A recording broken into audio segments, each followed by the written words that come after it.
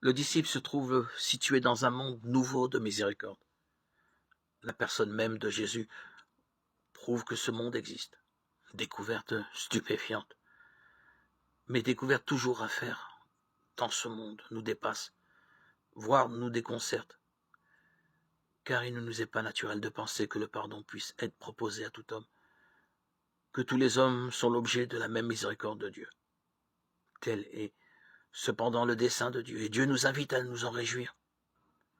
Joie de savoir que, s'il le veut bien, le plus grand des criminels peut être accueilli par Dieu, qui n'est pas d'exclu de la miséricorde, qui n'est pas pour apprendre, de savoir que Dieu ne laisse aucun cas désespéré. Et c'est une joie qu'il faut apprendre à goûter, à savourer.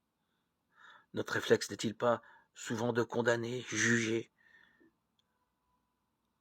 rempli de nos a priori, nos actes nous suivent. Et c'est en vertu de ce principe que l'on ne revient pas sur son jugement. Et voici des gens marqués pour leur vie, exclus d'une société, d'un milieu, d'une mission. Dieu n'agit pas ainsi. Pour lui, notre passé ne nous suit pas, et il est toujours possible de repartir à zéro. C'est l'un des aspects capitaux de la libération qu'il nous apporte, qu'il nous offre. La libération de notre passé. Quel événement dans la vie d'un homme que de pouvoir se dire « je peux tout recommencer ».